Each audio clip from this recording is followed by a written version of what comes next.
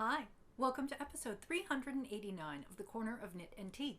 My name is Laura. I'm also known on Instagram and Twitter as Fluffy Kira. I blog over at thecornerofknitandtea.com, and that's where this episode and every episode show notes will be. I have an Etsy shop called The Corner of Knit and Tea, where I sell my handspun yarn and knitting patterns.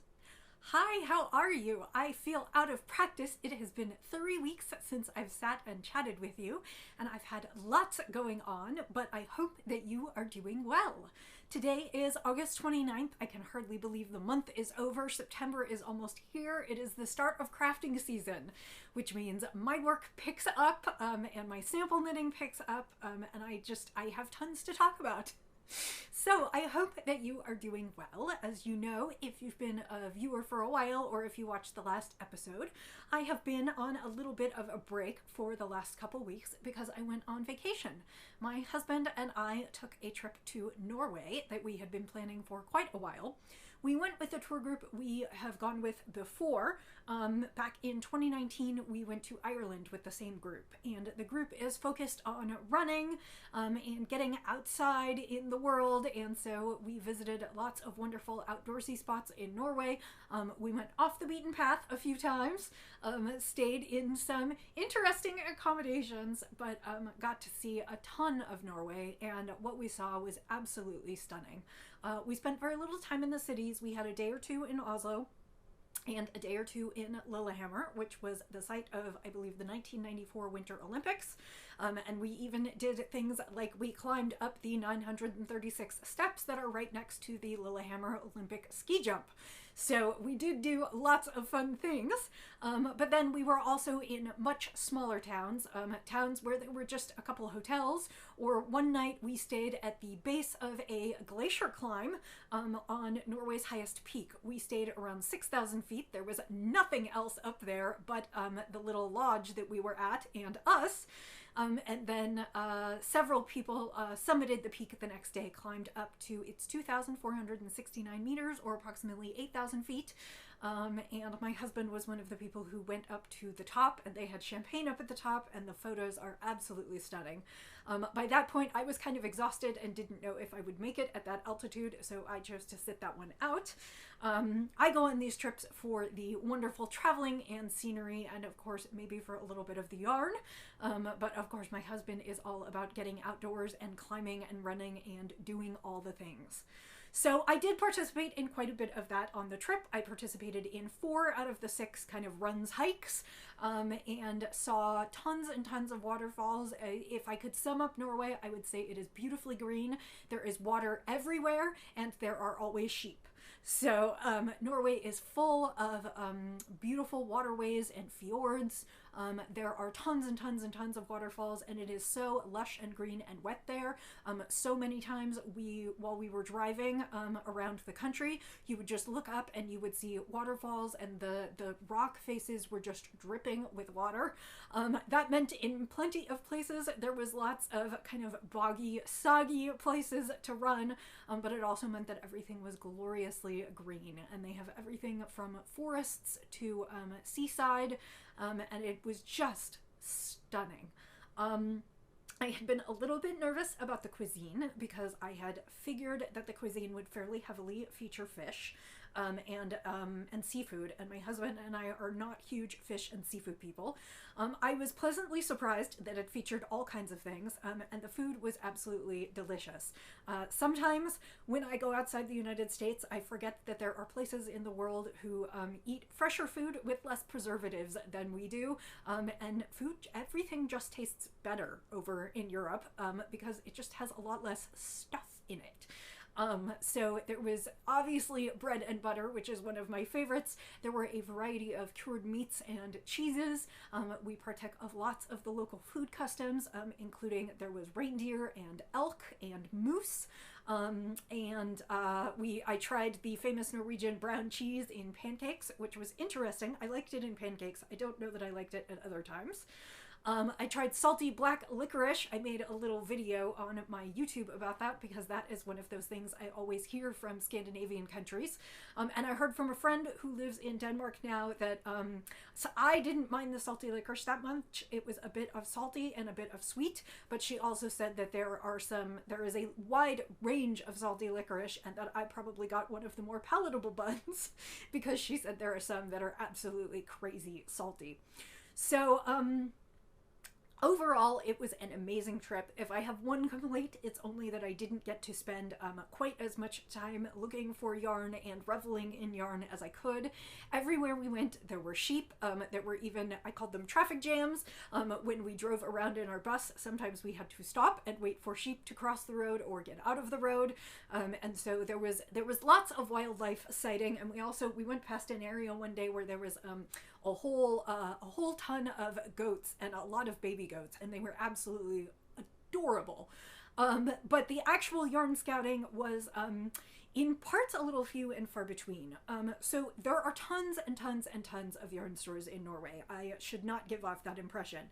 The unfortunate part is that 2 of my free days while we were in Norway were both Sundays, and Norway is very, very family oriented, and so almost all the shops are closed on Sundays. So the days that I had to shop were not necessarily the days that yarn stores were open. I did stop in one really cute yarn store in Lillehammer, and silly me, we were between kind of point A and B, and I stopped because I really, really wanted to buy a needle. For a project that I had brought with me, which I'll share a little bit later in the podcast, I really needed a 16-inch needle to do the neckline, and so I ran in and I bought a needle really fast, and because we were kind of traveling from point A to point B, and we had all of our luggage, and I left Wes outside with the luggage, I did not stay and shop in the yarn shop because I assumed I would have later possibilities. So I just went and grabbed a needle and left, and then when we went back to go potentially shop in the yarn shop the next day, it was Sunday, and so of course it was closed. So my other disappointment was that we were in the area where Rauma is produced. We were right at the mouth of the river Rauma. And there were 2 Rauma stores in town. However, that day had us in activities where we were basically gone all day. So we got on the bus at our hotel about 8 o'clock in the morning, and by the time our bus pulled into the parking lot, it was 5 p.m. And the yarn store was only open from 10 to 5. So I just completely missed getting to go to the yarn store. And even though I know that Rauma is available here in the US, I had sort of had my heart set on maybe finding a sweater quantity of Rauma from the place where it is made. So what I ended up doing was we really didn't do any yarn shopping until our last day in Oslo, which, as luck would have it, was a Sunday. But Wes felt so bad that I had not gotten to go into yarn stores that he actually Googled and found 2 yarn stores, 2 out of probably 20 or 30 in Oslo that were open on Sunday. And so we did go up there. And later in the podcast, I will talk a little bit about it and share with you what I bought. By that time, I was like, I'm buying a sweater quantity. That's it. I'm done.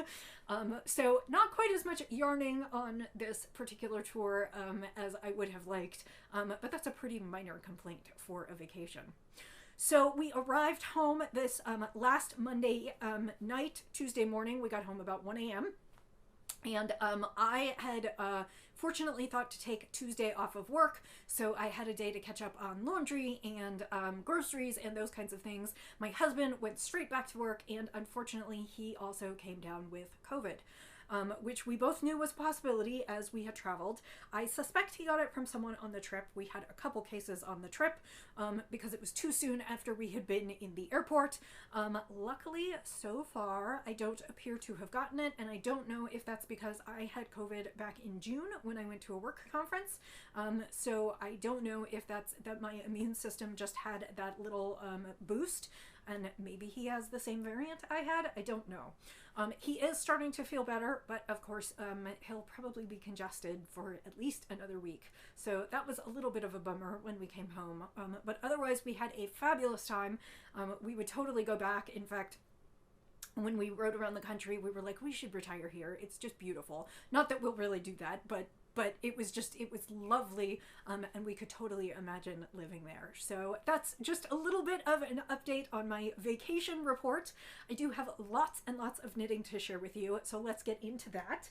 We'll start with the tea. Today I am drinking Little Miss Spice Girl, which has kind of dark tea and ginger. And it is, let's see, Assam black tea, ginger, cinnamon, cloves, and cardamom. And I bought this in Ireland when I was there a few years ago. So it actually either Ireland or Scotland, I can't remember, when I was there a few years ago. So that was 2019. So I am still savoring that.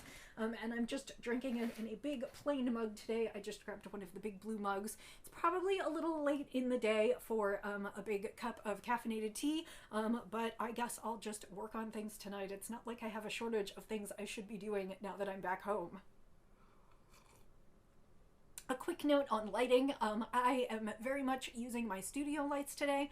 The day was beautiful and sunny and hot when it started, and I don't think it's cooled off that much, but we did have storms come in about an hour and a half ago, and so it is kind of dark and overcast right now, but it is still quite warm here. It's been in the 80s and 90s, so it was definitely something to return to. Our climate while we were in Norway was, for the most part, absolutely, well, it was completely delightful. In Oslo and Lillehammer, the temperatures were a little bit warmer. Most days they were 75 or 80, which was lovely, although it was a little bit warm to run in. The rest of the time we were there, we hovered between about 45 and 65, so the temperatures were nice and moderate and perfect for getting outside and doing activities in, which was really, really lovely. Okay, let's talk about the knits because I have several finished things to share with you. So I did take 2 sets of knits on the trip, and actually I did not really start them. I did not start them before I left, so these will be entirely new for me to share with you. But I worked on them during the week, and well, I was gone just under 2 weeks, and so this is what I worked on. The first thing that I did is I knit Miles a pair of socks for fall. These were knit out of Knit Picks Felici, and I confess I don't remember the colorway. It is their rainbow one. They do this one fairly often because it is super popular. And these are just kind of a standard, what did I do for him? I think I did a 48 stitch sock with a heel flap and gusset and a rounded toe. And I just cranked these out. The first one I cranked out, I did the first one on the first day on the plane ride, and I think I even started the second sock, and then I knit most of the second sock on the plane ride home.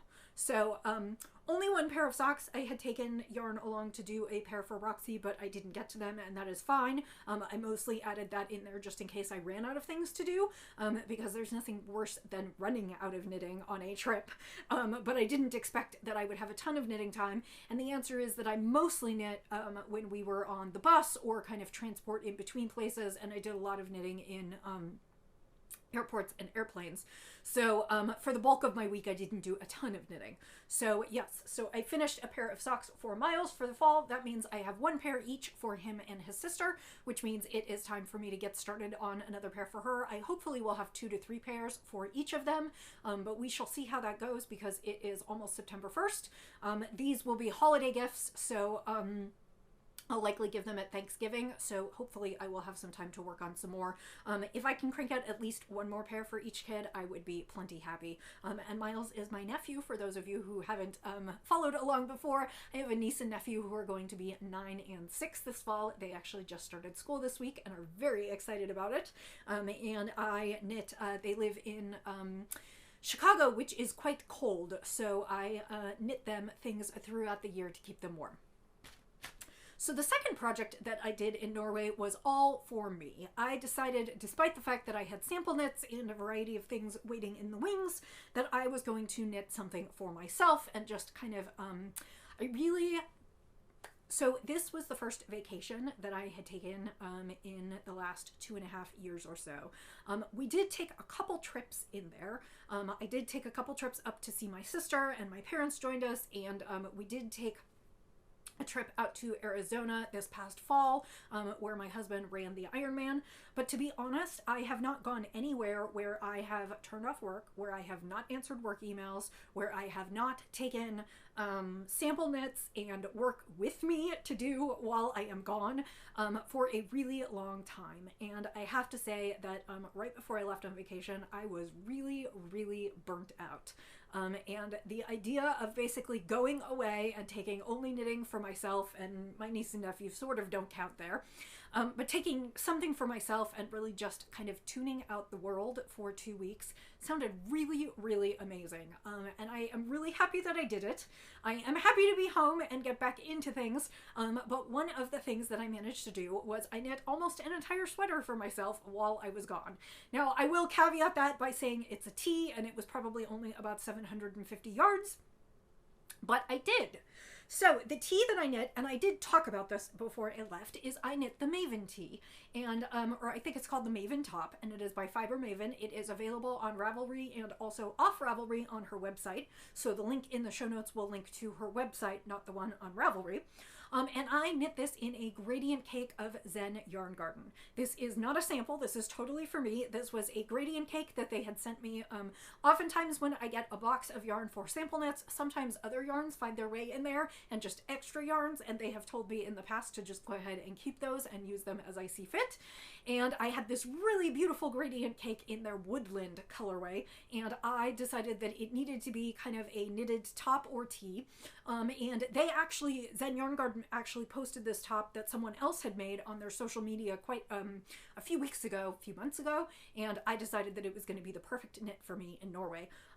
For a variety of reasons, one of which was it's a very, very, very simple knit. You just basically count the rows after you do the yoke shaping. It only required one ball of yarn, and it only required 2 needles, one for the neckband and one for the regular body. And so it was, excuse me, it was an easy project to take with me. So without further ado, here is my top. So this, as I said, is the Woodland Gradient colorway in their Luxe Blanks or Gradient Cakes.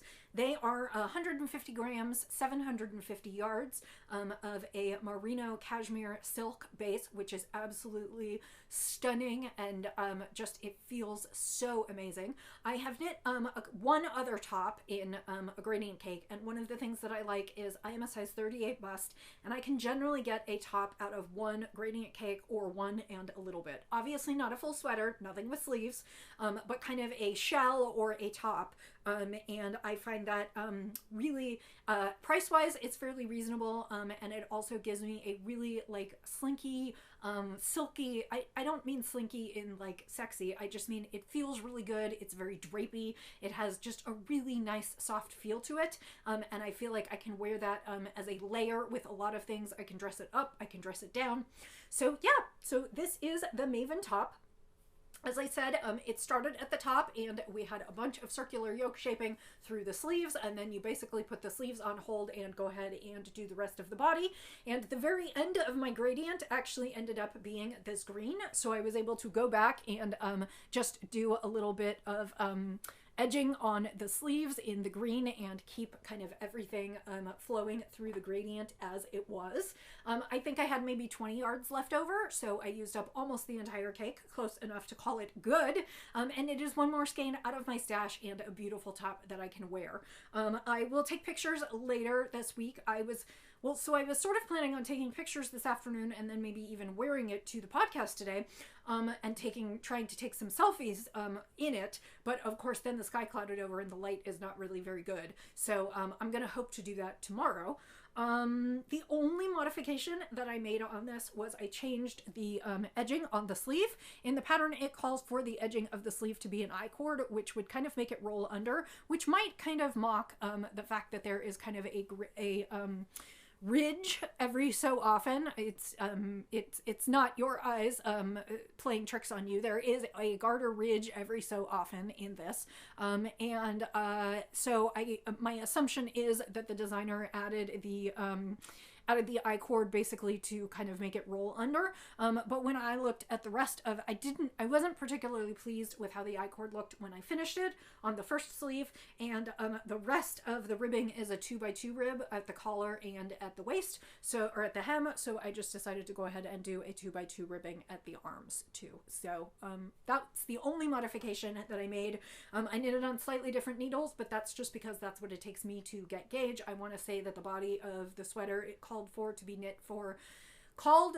knit on A4, and I believe I knit the entire thing on US 2s. So which tracks for me. I usually end up going down a needle size or two to get the gauge that I want.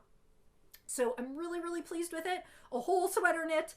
Basically, I finished almost all of it. I want to say I did maybe the last 3 sections and the bind off when I got home. I did that on Tuesday night, and then I blocked it on Wednesday. So I'm calling it my top from Norway, and it is finished and complete. So that one is done and dusted, and I'm excited about that, and we'll be wearing that soon. And look for pictures. I'll be adding them to Instagram and elsewhere shortly. So the final knit that I completed, I didn't complete till I got home. I believe I showed this to you at the podcast right before I left. This is a hat that I knit for charity hats. I believe I had started knitting this, and I showed this to you last time when we spoke. This is the June hat by, I think it's Megan Kelly. It is either Megan Kelly or Courtney Kelly of Kelborn Woolens. It is from their Year of Hats collection, I believe in 2019. All the patterns are written for worsted weight yarns. They were written for the release of Germantown, which is Kelborn Woolens worsted weight yarn. I have knit this a variety of times in a variety of yarns. This one is actually Rowan Lima, which is an alpaca chainette that I had just left over in stash, and because it's alpaca and it's a chainette construction, I thought it's really lightweight, but it would be really warm because that particular construction and fiber tend to trap a lot of air and make very, very warm garments.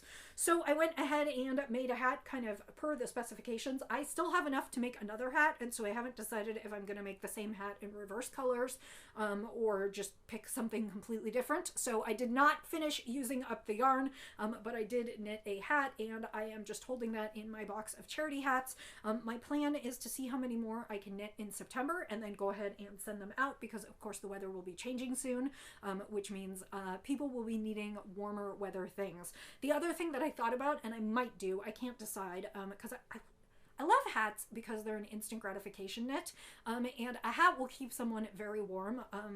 You lose a lot of heat through your head, and if you are cold, if you put on a hat, you will almost certainly feel warmer. And I'm not saying if you're like out in 40 below and you're facing frostbite, but if you are chilly and you put on a hat, oftentimes it will help you feel warmer because so much heat is radiated by your head.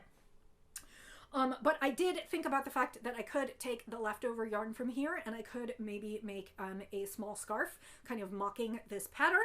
And so I might do that. I can't decide. I went ahead and started another hat, which I'll show you in a minute, but not in this yarn, in a completely different yarn, because I'm just kind of all over the place in terms of wanting to use up what's in my stash. And I also get, I don't want to say I get bored, but like I knit this hat, so then I was like, okay, I'm done. Let's move on to something else. So we shall see. But this is another hat, you know, and another 100, 150 yards out of stash and on to a good cause. So let's talk about what I came home and casted on, because, or what I'm working on now. The next object that I will show you is something that actually I did show you before I left, because I started it before then. And it is a sweater for Miles. I knit my niece and nephew a new sweater every year, and my niece's sweater I finished well before I left. I think I finished it up in July. And so at the beginning of August, I started Miles' sweater, figuring I would get a head start on it before I got home. And for those of you who have been with me before, you'll remember that what I am knitting is a very, very plain sweater, and then I am going to embellish it with some Super Mario characters, which are his absolute favorite. So what I wanted to show you is that I have made great progress on his sweater. I am knitting basically a top-down raglan, just a plain top-down raglan. The pattern I am using is Crozon, C-R-O-Z-O-N, and it is by I think it's by Lisa Chemery, who is Frogginet Designs. She does quite a few designs for kids. In fact, I think almost all of her designs are targeted towards kids. They are simple knits, and I have knit them in the past and really enjoyed them. Crozon is a top-down raglan, just basic top-down raglan sweater, and the one thing that makes it a little bit special is that it has some striping in it. I chose to forego the striping because of what I plan to do, and I'll discuss that in just a minute. So I am knitting Miles' sweater in Dream in Color Classy, which is a worsted weight superwash yarn. It is 250 yards to the skein. This is the Dream in Color, and the label, and this is the colorway. It is called Bedtime, and it is kind of a bright royal blue, and it's got some subtle variation. I am alternating skeins so that I do not get any kind of lines or demarcations where I change skeins. And when I showed you last time, I had finished I believe I had just broken off for the sleeves. So as you can see, I've put in a considerable amount of work this week. This has been a great project for coming home and having jet lag and wanting something to work on and needing to work on something, but also knowing that my concentration is not at an all-time high, because it has been really, really nice. And this thing looks huge. I'm having a moment of self-doubt because I'm holding it up against myself thinking I could almost wear it. It's supposed to be, I am making the 8-year-old size, because even though he will only be 6 this year, I was hoping it would last for a while, but now that I'm looking at it, it's probably going to dwarf him. But I am almost ready to start the hem. So I knit probably between 9 and 10 inches this week, because as I said, I had literally just split off for the sleeves. I had done the very first row when I came home, and basically I have just been knitting in a tube this week. You can see there is subtle variation, and it does almost look a little striped, but I am literally knitting one row and then changing. So I don't think it's actually going to be a problem, and I am changing kind of down the back, and you can see there's just a little bit of a faint line, but I think once I block it, it's going to be fine, because I don't think you can really see where I am changing yarns. I think that's just that it was folded for a bit. So yeah, so the fun for this sweater comes when I am done with the knitting, to be quite honest, because the knitting itself is a little bit boring. I chose to make this sweater super plain because I have some charts that someone put together for some Super Mario Brothers characters, including Luigi and the Lucky Coins and the pipes and the toadstools and all the different things. And so what I am going to do is I am going to embroider Luigi and something else on this sweater when I am done. I say embroider, but what I really mean that I am going to do is I'm going to duplicate stitch it. And so my plan is I have a bright green that I ordered, and I showed you earlier last month, but it will make a comeback when I get there, because that is really the fun part of this sweater, the decoration at the end. I really wanted kind of something super plain so that I could canvas a bright green. Originally, I thought I was going to do Mario, but then, of course, Miles informed me that his favorite character is Luigi, not Mario. So I switched streams. I had thought that this would be a blue canvas for then a bright red Super Mario, but instead it's going to be a bright green Luigi and whatever other character I can fit on there. The pattern is charted, so basically all I need to do is take a look at the charts when I'm ready and then sit down and basically embroider in duplicate stitch. So my goal is to finish the body this week and get started on the arms. I don't know if I might let myself do the embroidery after I finish the body. I don't know. I haven't decided because I have a few things that I have to decide. One of the things is I might wash it and block it before I actually embroider on it. Then I would probably have to wash it and block it again. But I might do that anyway because I kind of want the stitches to settle into where they're going to be before I embroider over them. So I guess what I'm probably saying is I'm hoping to finish the body in the next day or two and crank the sleeves out because, as we know, sleeves are kind of my nemesis. And then as soon as it's done, the fun part begins and I have a couple hours set aside to embroider. So both kids' birthdays are at the end of October. I don't foresee any kind of problem because I am already fairly far ahead of the game, and I should thank jet lag and just kind of my general ennui at being home. So I was really burnt out when we went on vacation, and I was happy but exhausted when we got home, and I dove in midweek and went back to work last Wednesday, and by this past weekend I mostly just napped and hung around the house and knit as we watched TV and just kind of sat, him recovering from COVID and me just kind of getting my mind back in the game. We have a holiday weekend coming up, although I will still podcast next Monday. It is Labor Day here in the United States, so the podcast might be a little bit late on that day, but I should still podcast that afternoon. I have tech editing projects, I have new samples, I have all kinds of things. So this month is going to be quite full, and of course, because it's fall, my crafting mojo is all here and all in, ready to go. So I have two more projects to show you. One is real quick, and then one will take a little bit more explanation, and then I have almost no spinning to show you.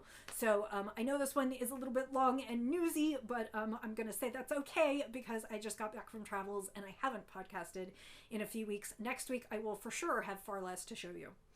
So I cast on two things since I got home. The first thing is that when I finished the June hat, I decided that I wanted another hat. And I couldn't decide if I wanted to cast on another hat in the same yarn, and part of me was like, yes, just do it, just get rid of it. And part of me was like, no, find some other yarn. So I had gone through...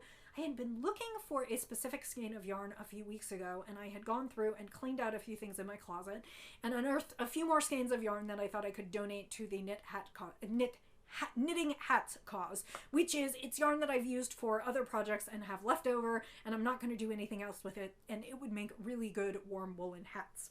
So a couple of years ago, when I was still working for Briggs & Little, which are a Canadian wool company, I participated in one of their knit-alongs, and I used their Briggs & Little Atlantic base. The Atlantic base is, it is a plied base. I think it's just 2 plies. It is an Aran weight, and it's kind of a tweedy yarn. It is really, it is very rustic. It is not something that I could wear without wearing something underneath it. For instance, I could do like a sweater coat or something. It is pretty rustic and crisp, and I won't say it's like super, super, super scratchy, but I am kind of a special snowflake. I have sensitive skin, and so I definitely could not wear this. What I bought this for is I bought this to make some felted slippers for my husband a couple years ago. I made him a pair of felted slippers. They were okay. They did not wear as long as I had hoped they would, and I don't know if that's because my husband is hard on his slippers or what.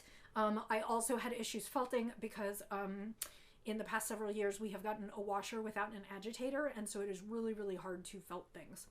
Anyway, so I had a little bit of Briggs & Little left over in a couple colorways, and this one is the main one that I had, and I don't think that I'm actually going to be able to finish it in this hat, but I also don't think I have enough for 2 hats, so we'll see. I just cast on for a very basic, I think I did either 72 or 76 stitches. I normally do an 80 stitch hat for kids and teenagers, but because this is Aran weight and I knew it was going to knit up a little bulkier, I think I went a few fewer, and I think it's going to be fine. This would definitely fit me.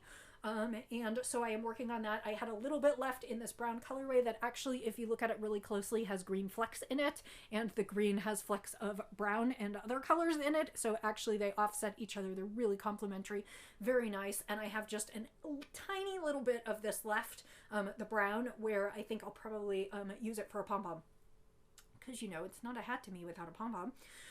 These I will probably send to Wool Aid because they are very specific about requesting wool. One of the other causes that I send to is very much about superwash or, you know, acrylics. And so this one I will probably send to Wool Aid. I also will hope to do a few more for Knit the Rainbow, but again, I want to send those that are easy care, unless it is specified that they really, really want wool, and particularly non-washable wool, non-superwash wool.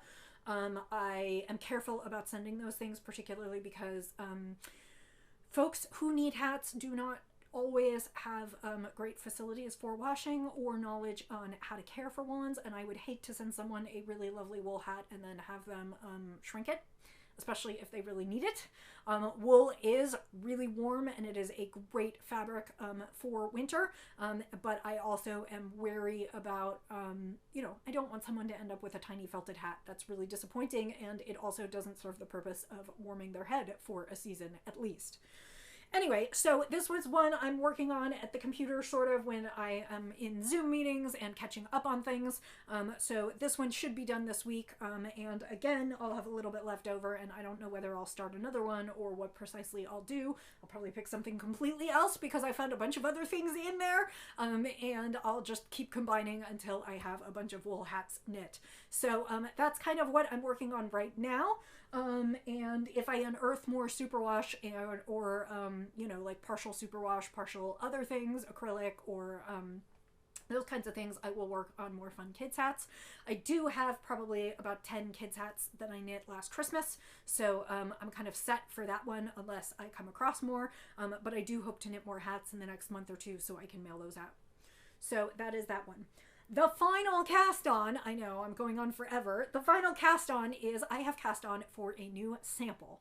And I don't have a lot to show you because I haven't been working on it super long, but I am working on a fingering weight cardigan sample for Zen Yarn Garden.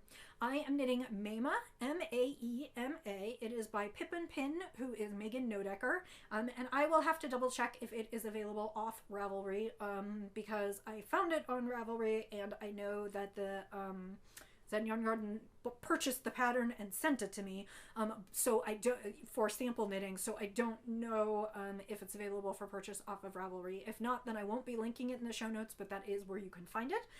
It is a kind of simple fingering weight cardigan, and it is, the sleeves are stockinette and the fronts and back are knit in honeycomb brioche. So it's got just a little bit of an interesting texture to it. It also makes it a really, really great pattern for a speckle or something with a little bit of texture. Not super variegated, but something to highlight kind of speckles. And so I suggested it as a potential pattern to Zen Yarn Garden, and they came back with this yarn, and I don't think I have the card in here. I think it's called Party Time, but I can't remember. And it is just super, super cheerful. It has kind of a royal blue, a turquoise, a yellow, a green, and a red. So it's kind of primary colors, but it's also got that turquoise in there and some green, and it's knitting up. It's really pretty.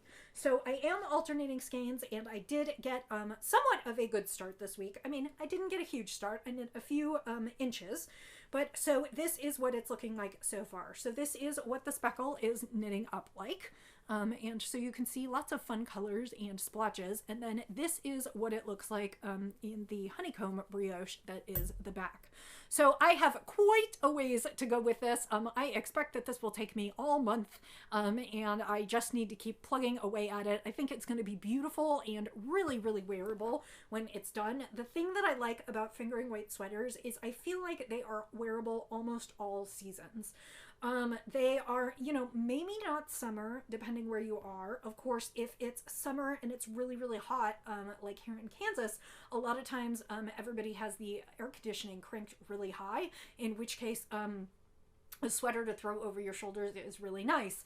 But in spring and fall, it's nice to have a little bit of warmth, but not something super heavy because it's not super cold. And even in winter, it is a really nice layering piece because you can always put on a tank or a tee or a long sleeve shirt underneath, and, you know, increase your warmth. And of course, with all these beautiful colors in there, you could pick a bunch of different solid colored tees and really make a nice outfit out of this. So, like I said, I'm only in the first couple inches. I am knitting the size large because that is what I have enough yarn for. And so that should give a good size for modeling and a good idea. As I said, it's just a really simple cardigan with the honeycomb on the front and the back. And the interesting thing is that because this is knit back and forth, the honeycomb is not as difficult as it has been in the past. So I have knit honeycomb before where you have had to like keep going back and forth. I don't even know how to explain this. Basically, on the right side, you're basically just knitting. You do all the slipping and the yarn overs and those kinds of things on the wrong side. So on the right side, even though you're kind of, you're doing what's called a bark, a brioche knit, where you knit the stitch together with the loop, the front side is all knits. So when I'm on the right side, I'm basically just knitting straight across the row, just adding my increases in, and it's just on the wrong side of the row that I have to remember to add in the shaping. And it's creating a really, really nice patterning, and I really, really like it. So, and I think it looks lovely, and yeah. So that is what's going on here, what I am working on, and that will be the next project, probably for the rest of the month. I don't have any more chickens yet because I haven't had a chance to go back. I was meant to go back to the studio this week to pick up another chicken, this past Friday, but because Wes has been sick with COVID, I have not really left the house. other than for a few groceries. So I did not go, so I have another week to sort of work on samples.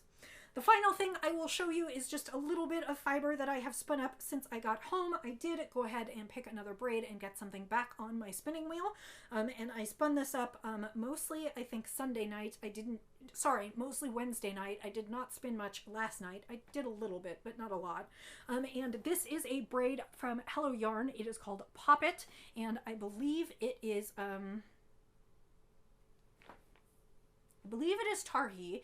It is from at least a year ago in terms of clubs. It may be a little bit longer than that. It's not super old. It might be 2020 or 2021.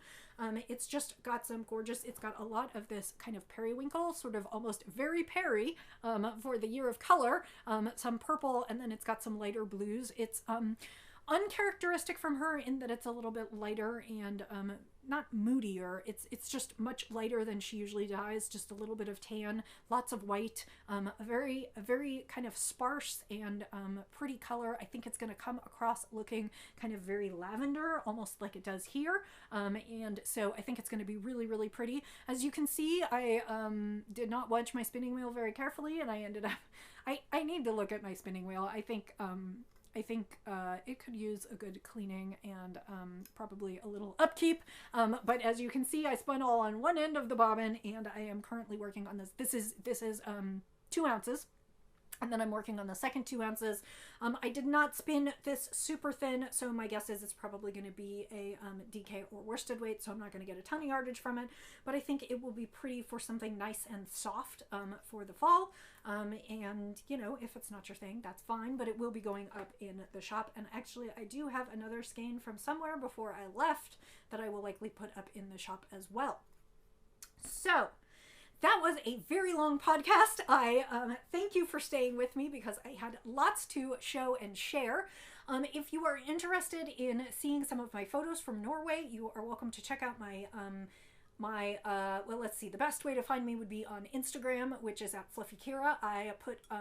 I posted photos for most of the days that we were in Norway. I will also, in the show notes, post a link to my Flickr album if you would like to see the rest of where we were and what we were up to. I hope, and the sun is coming back out. Maybe I will take a few photos. I hope that you have a lovely week ahead. Thank you for joining me again, and I will see you next week as I always do. Well, I shouldn't say as I always do because I just missed a couple weeks. I will say as I always do, happy knitting, happy spinning, happy sipping, and I'll see you next week. Bye.